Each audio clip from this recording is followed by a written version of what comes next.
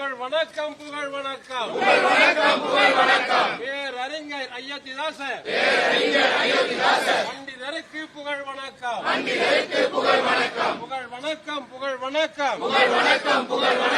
ஒரு பைசா தமிழன் இதை பாங்குடனே நடத்திட்ட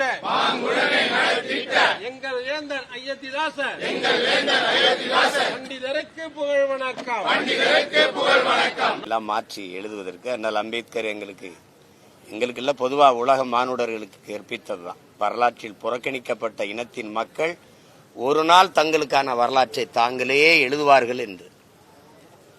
பன்னெடுங்காலமாக நிராகரிக்கப்பட்டு புறக்கணிக்கப்பட்டு ஓரங்கட்டப்பட்ட தமிழ் பேரினத்தின் மக்கள், குறிப்பாக இன்றைய இளைய தலைமுறை புரட்சியாளர்கள், தலைமுறை தம்பிதங்கள் எழுச்சியும் புரட்சியுமாக எழுந்து வருகிற காலம். எங்களுக்கான வரலாற்றை நாங்களே எழுதுவோம். தமிழ் பேரின பிள்ளைகள் எங்களுடைய புகழ் வணக்கத்தை செலுத்துவதில் பெருமையும் மகிழ்ச்சியும் அடைகிறோம். அவர் நினைவை போற்றி அவர் கனவை சுமந்து நாங்கள் பயணிப்போம் என்கிற உறுதியை இந்நாளில் ஏற்கிறோம். அவ்வளவுதான் செய்தி. திமுக கட்சி ஆட்சி அமைக்கும் போது நீட் தேர்வு ஒரே வார்த்தையில கொண்டு வரணும்னு சொல்லியிருக்காங்க. நேற்று நீட் தேர்வு நடந்தது. இது மாணவரோட பட்டன் எல்லாம் முற்றிலும் அழுக்கப்பட்டிருக்குது. பெண் பிள்ளைகளை, அதுவும் இல்லாமல் 22 மாணவர்கள் இது வரைக்கும் இந்த நீட் தேர்வு அச்சத்தினால விழுந்திருக்காங்க. பொண்ணு கூட தற்கொலை பண்ணிடுச்சு.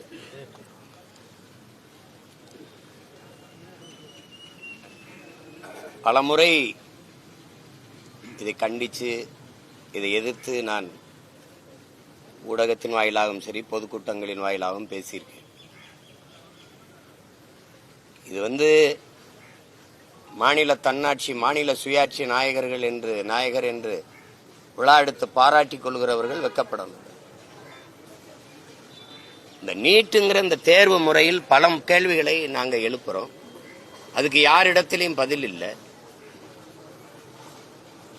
இந்த நீட்டுங்கிற தேர்வு முறைதான் தரமான மருத்துவரை உருவாக்கும் என்பதை எப்படி உறுதி தர்றீங்க? நான் 12ஆம் வகுப்பு +2 தேர்வில் 1200க்கு 1199, 180 இப்படி வாங்கி வர்றேன். ஆனால் நான் மருத்துவம் படிக்கணுங்கிற எனக்கு கனவு இருக்கு. ஆனால் நீட்டு தேர்வு எழுதணுங்கிறீங்க. அதில் நான் தோற்றுறேங்கிறீங்க. ஒரு 850 மதிப்பெண்களை பெற்று அதை எல்லையில தேர்ச்சி வர்ற, பார்டர்ல பாஸ் பண்ணி வர்ற ஒரு மாணவன் நீட்ல தேர்ச்சி பெற்றால் அவன் மருத்துவம் படிக்க தகுதியான மாணவன்கிறீங்க. இது எந்த மாதிரியான போக்கு என்பதை மனச்சான்று இருக்கிற மக்கள், அறிவார்ந்த பெருமக்கள் இதை ஆழ்ந்து சிந்திச்சு பார்க்கணும். இந்த நீட் அதுக்கு சிறப்பு பயிற்சிங்கிற பேர்ல பல ஆயிரம் கோடியை அதை நடத்துகிற முதலாளிகள், நிறுவனங்கள் சம்பாதிக்கிறதுக்கு வழிவகுத்ததை ஒழிய தரமான மருத்துவரை உருவாக்குதா, போலி மருத்துவர்களை உருவாக்குதா என்பதை உங்கள் முன்னாடி உங்க பார்வைக்கே நான் வைக்கிறேன். இந்த நீட் தேர்வை நடத்துகிற நிறுவனம் எது? இந்த நாடு நடத்துதா? அமெரிக்காவில் இருக்கிற புரோமெட்ரிக்ங்கிற ஒரு நிறுவனம், தனியார் நிறுவனம் நடத்துது. இந்த கேள்வியை நான் பலமுறை எழுப்பியிருக்கேன்.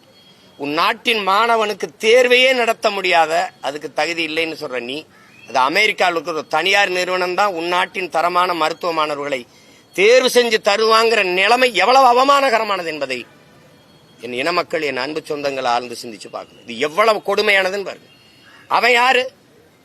இந்திய நாட்டின் மருத்துவ மாணவர்களை, இந்த நாட்டுக்கு தரமான மருத்துவ மாணவர்களை தேர்வு செய்வதற்கு அவன் எனக்கு நேர்த்திக்கடனா? இது எங்க இல்ல எங்க குலதெய்வம் கோயில்ல வந்து எந்த கோயில்ல வந்து அவனுக்கு என்ன தேவை இருக்குது? என்ன தேர்வு இருக்குது? ஒரு மாணவனை தேர்வு செய்யற தேர்வை நடத்த முடியாது. நீ ஒரு நாட்டின் தலைவனை தேர்வு செய்யறதுக்கு தேர்தல் எப்படி சரியா நடத்துவ? எப்படி நடத்துவ? இதுல என்ன முறை? நீட்ல நான் தேர்ச்சி பெற்று வந்துடுறேன். எனக்கு பாடம் நடத்தக்கூடிய பேராசிரியர் பெருந்தகைகள் யார்? மருத்துவ பேராசிரியர்கள் யார்? பழைய மருத்துவர்கள் தான். அந்த பாடத்திட்டம் என்ன? பழைய பாடத்திட்ட முறைதான்.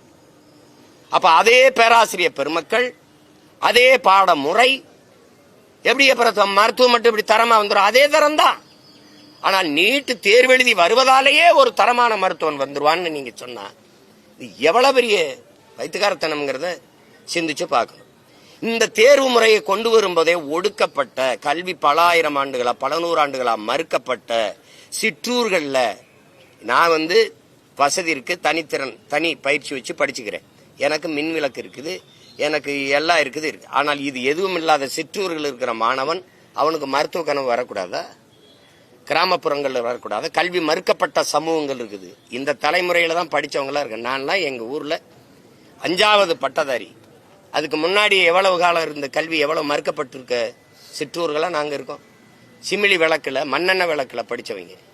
அப்ப எங்கள் நிலைமையெல்லாம் அப்ப நீ அந்த மாதிரி வரும்போது அவனெல்லாம் மருத்துவ கனவு பாலாகி போயிரும், பொசுங்கி போயிரும், கருகி போயிரும்ங்கிற ஒரு கனவு, இது ஒரு தொலைநோக்கு பார்வை இல்லாது. எப்படி இந்த நீட்டு தேர்வை காங்கிரஸ் கொண்டு வந்த போது இதே திமுக அரசு எப்படி ஆதரிச்சது? எப்படி ஆதரிச்சது? என் தங்கச்சி அனிதா செத்த பிறகு ஏற்பட்ட புரட்சியில, அவன் மரணத்தில் ஏற்பட்ட கொந்தளிப்பு கொதிப்புல உடனே ஐயோ இல்ல நாங்க அப்படி இப்படி நீட்டை நாங்க ஒழிப்போம், அதுக்கு ரகசியம் வச்சிருக்கோம்னு நீங்க கதை விட்டீங்க. 60 லட்சத்துக்கு மேல கையெழுத்து வாங்கினீங்க. என்ன பண்ணீங்க? சேலம் மாநாட்டில் குப்பையில் தூக்கி போட்டு போயிட்டீங்க. யார்கிட்ட கொடுத்தீங்க அந்த கை? ஐயா பிரதமர் மோடியை சந்திச்சீங்க, ஐயா உள்துறை அமைச்சர் அமித்ஷாவை சந்திச்சீங்க, முதல்வர் சந்திச்சார், தம்பி உதயநிதி துணை முதல்வர் சந்திச்சார். என்ன செஞ்சீங்க? எங்க கொடுத்தீங்க? என்ன எங்க கொடுத்தீங்க? இது பாதிக்கும்னு தெரியாம எப்படி இந்த முறையை கொண்டு வந்தீங்க? சரி, நீட்டை எழுதுறாங்க. இந்தியா முழுமைக்கு மாணவர்கள் நீட்டு தேர்வு எழுதுறாங்க. என் மாநிலத்தில் மட்டும் ஏன் இந்த கொடுமை நடக்குது? இந்தியாவில் எந்த மாநிலத்தில் என் பிள்ளைகளுடைய துப்பட்டாவை எடுக்கிறான், பூணூலா இருக்கிறான், தலைமுடியை விரிச்சு விடுறான், முழுக்கை போட்ட சுடிதார்னா அரக்கையா வெட்டுறான், உள்ளாடையை எந்த மாநிலத்தில் கலட்டுறான்? என் பிள்ளையோட உள்ளாடையை கலட்ட நீ யார்? எது கலட்ட? அந்த தேர்வு நடத்துற ஆணையர் அந்த மேற்பார்வையில் கடத்துறான். காவல்துறைக்கு என்ன வேலை? மனச்சான்றோட இந்த நாட்டு மக்கள் இதை யோசிக்கணும். இதை நீட்டு வேணாங்கிறாரு, இப்படிலாம் பேசக்கூடாது. மூக்குத்தி தோடு எவ்வளவு பெருசு இருக்கும்? மூக்குத்தி அறிவார்ந்த மக்கள் செஞ்சு பாருங்க. இந்த மூக்குத்தி எவ்வளவு பெருசு? இந்த மூக்குத்திக்குள்ள பிட்ட கொண்டு போய் பார்த்தெழுதிட முடியும்னு நம்புதா அந்த சமூகம்? நம்புதா? ஏன் அங்க கண்காணிப்பு கருவி வை, சிசிடிவி கேமராவை வை.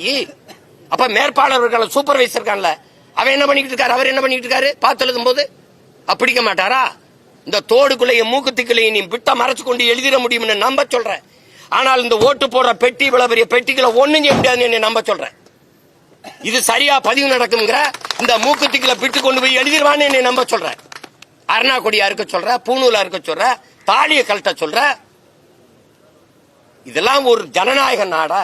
ஏன் எனக்கு படிக்கிறது இந்த நாட்டுல மட்டும் நான் விரும்பிய கல்வியை கற்கிறது ஏன் எனக்கு இவ்வளவு கடினமா இருக்கு? ஏன் உலகத்தில் எந்த நாட்டிலே கல்வி ஏன் சுகமா இல்லாம சுமையா இருக்கு? ஏன் இவ்வளவு கொடுமையா இருக்கு?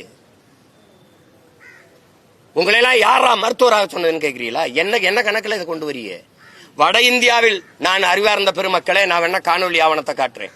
வட இந்தியாவில் இதே நீட்டு தேர்வு எழுதும் போது புத்தகத்தை விரிச்சு வச்சு எல்லாரும் எழுதுறான். அந்த மேற்பார்வையாளர், அந்த பார்வையாளர் சூப்பர்வைசர் என்ன பண்றாரு?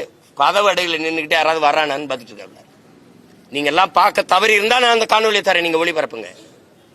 இத்தனை மாநிலங்கள் நடக்கும்போது ஏன் மாநிலத்தில் மட்டும் ஏன் இந்த கொடுமை நடக்குது? தமிழ்நாட்டில் மட்டும் பிள்ளைகளை பொத்தானா இருக்கிறது. இந்த பொத்தானுக்களை பிட்டு கொண்டு வர முடியுமா? என்ன வேலை இது? காவல்துறை எதுக்கு அங்கிருந்து கழட்டுது? மூக்குத்திய போட்டு தரன்ற, இது பண்ற, உள்ளாடைய கலட்டிடுற, வீட்டுக்கு போய் உடைய மாத்திக்கிட்டு வான்ற. இன்னைக்கு ஜவுளி கடையில நீட்டு தேர்வுக்கு ஏற்ப மேலாடை விற்கப்படும் போட்டிருக்கான்.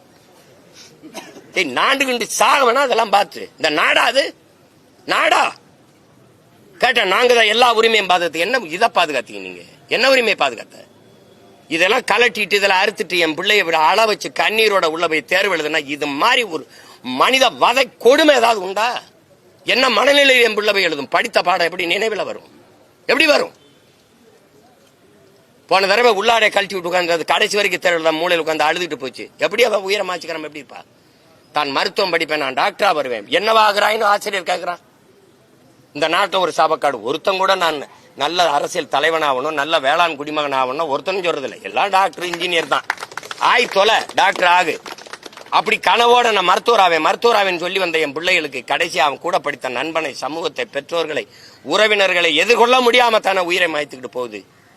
பச்சை பிள்ளைகளை கொல்ற, குடிக்க வச்சு கொல்ற, படிக்க போற இடத்துலயும் தேர்வு விடாம கொல்ற. என்னதான் அது நாடுது? என்னதான் நாடுது? கொடுமை. பித்தான வெட்டிக்கிட்டு மூக்குத்திய போட்டு கலட்டிக்கிட்டு இருக்க. இதுக்கு அறிவு யாராவது கேட்க மாட்டீங்களா? யாருமே கேட்க மாட்டீங்களா? எங்க இந்த மூக்குத்திகளை எப்படிங்க பிட்டு கொண்டு போக முடியும்? எப்படி கொண்டு போக முடியும்? தாலியில என்னங்க பிட்டு கொண்டு எப்படிங்க கொண்டு போய் பார்த்து எழுதிட முடியும்?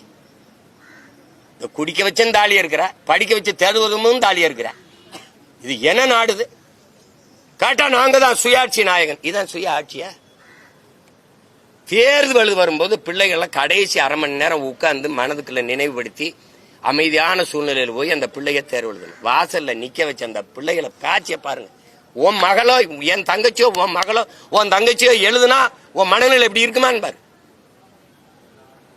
மறுபடியும் இவங்களுக்கு ஓட்ட போட்டு கேவலப்படுத்தி நாட்டை நாசம் பண்ணிட்டு இந்த கேள்வி வேற என்ன செய்யறதுன்னு தெரியாம இதுக்கெல்லாம் முடிவு கட்டுற ஒரு காலம் வருது.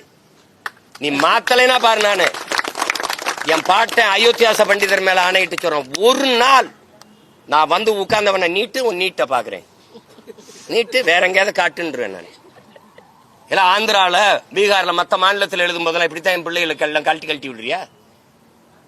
காவல்துறைக்கு அங்க என்ன வேலை?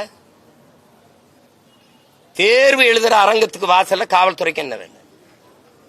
பெண் காவலர்கள் ஏன் என் பிள்ளைகள் சுடிதார கழட்டுறது, அதை கழட்டுறது, இந்த தலைமுறை இதெல்லாம் என்ன வேலை? ஏன்னா அக்யூஸ்ட் ஆனாங்கல்ல. என்னது இது? ஏடா இவ்வளவு சோதிக்கிற? ஆதார் கார்டு கேட்ட, கைரேகை கண்வெளியில எடுத்த, செக்யூரிட்டின்ற ஏர்போர்ட்டுக்குள்ள வானூர்திக்குள்ள போக முடியல, ஷூவை கழட்டு பெல்ட்டை கழட்டுங்கிற, 1008 தடவை சோதிக்கிற. அவன் வந்து புல்வாமால அடிச்சுட்டு போறான், பகல்காமில் அடிச்சுட்டு போறான். அதையெல்லாம் விட்டுற அந்த பிட்டடிக்கு போகுது என் பிள்ளைன்ட்டு இங்க பிடிச்சி நோண்டிட்டு இருக்கு. என்ன நீ உன் பாதுகாப்பு?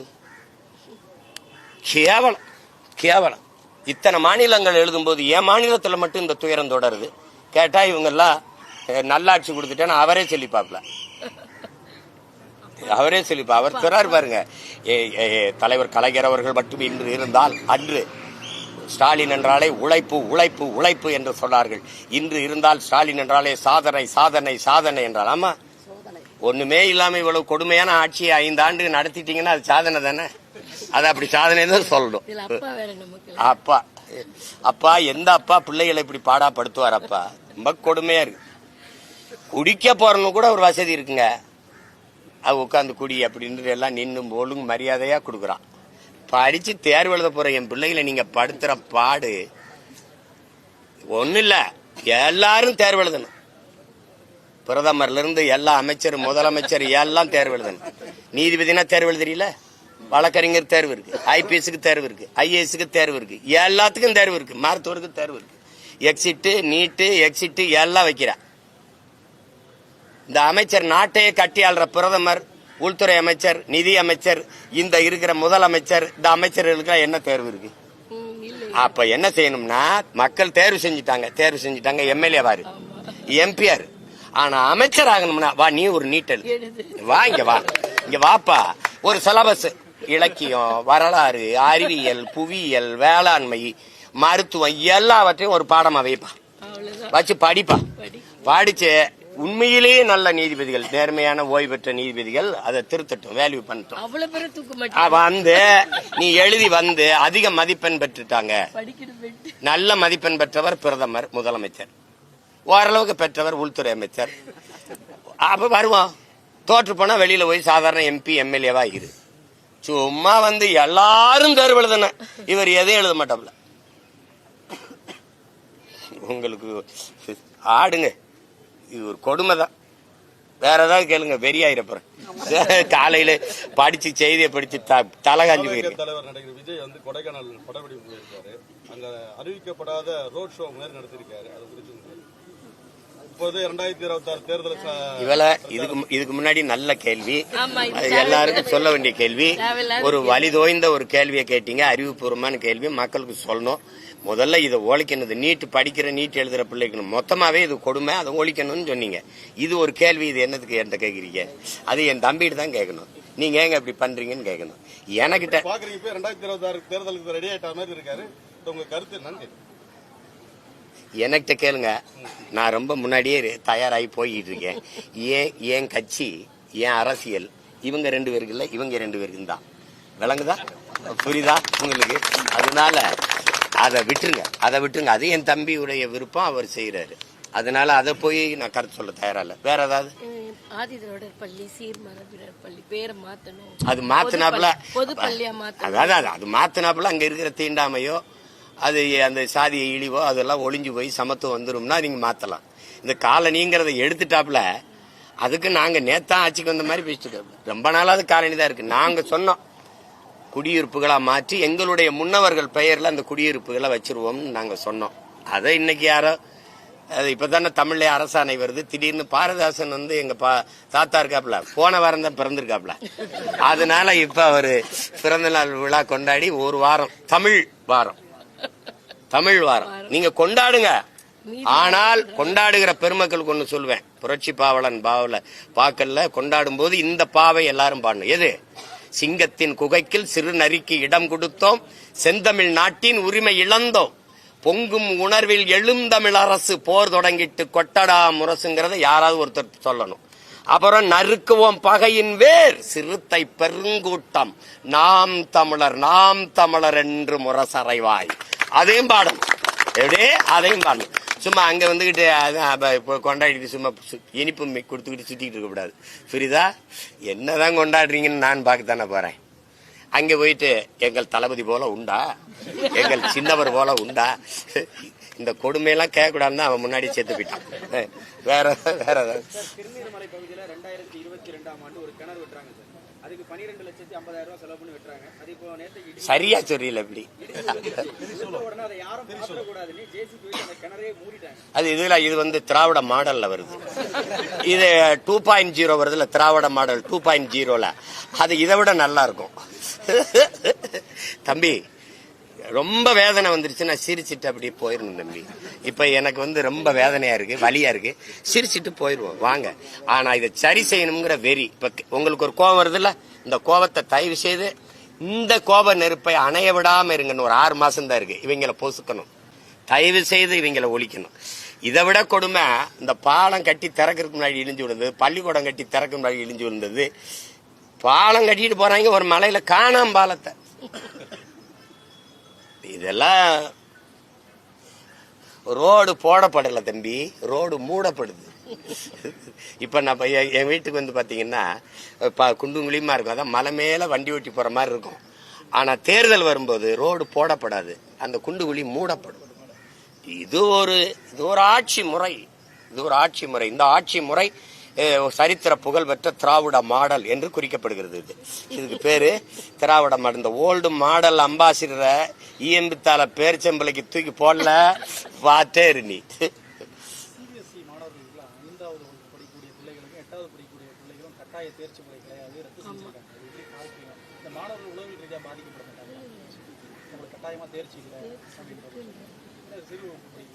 இல்ல அதுதான் நீங்க நம்ம கல்வி முறையே கொஞ்சம் கல்வி முறையே நம்மகிட்ட தப்பா இருக்கு. எங்களுடைய கோட்பாடு, எங்க அப்பா நம்மாழ்வார் கடைசி வரை வலியுறுத்தியதே நமக்கு 8ஆம் வகுப்பு வரை தேர்வு இல்லாத தேர்ச்சி, சுவர் இல்லாத கல்வி.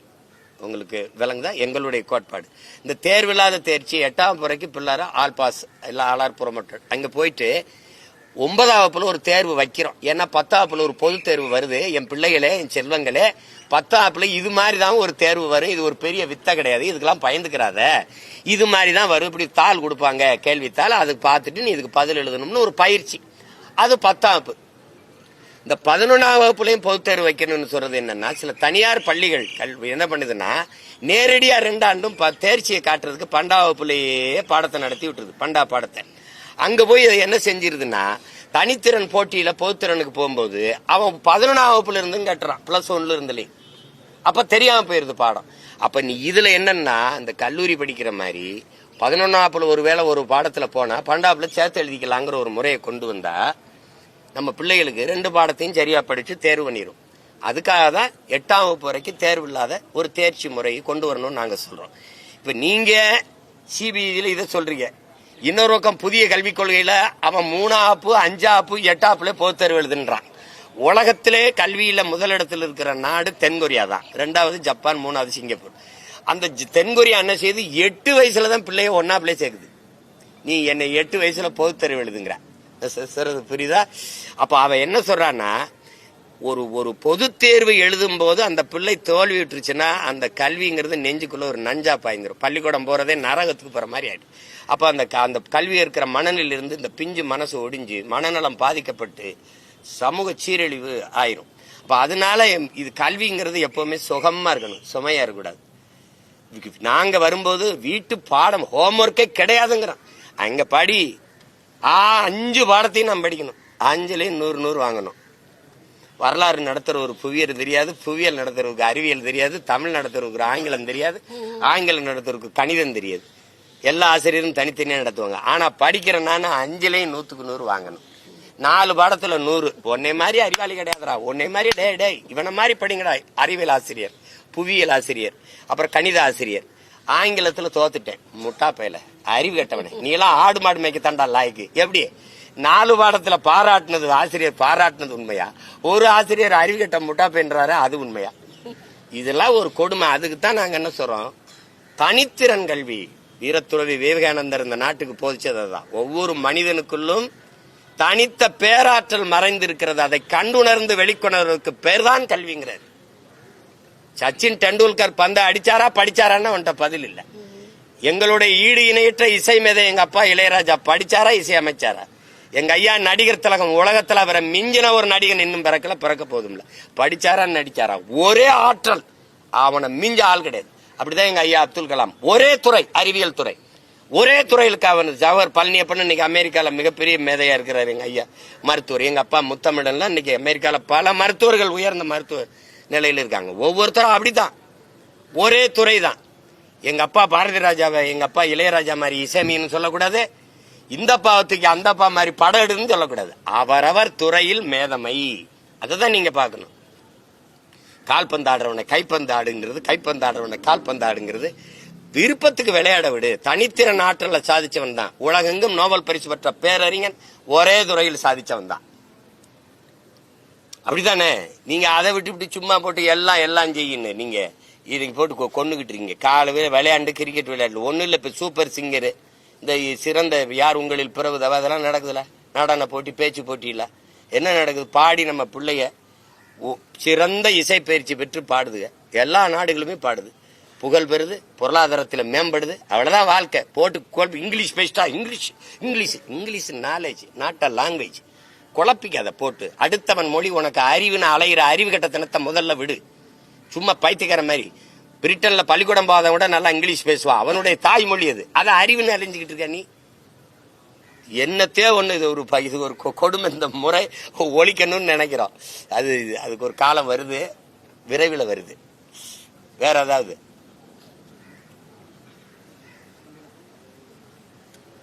இருக்கா? எங்க பாட்டனார் அயோத்தியாசர் பண்டிதருடைய பெரும்புகள் போற்றுவோம். அவருக்கு கவனவை நிறைவேற்ற எல்லோரும் பாடுபடுவோம். நன்றி, வணக்கம்.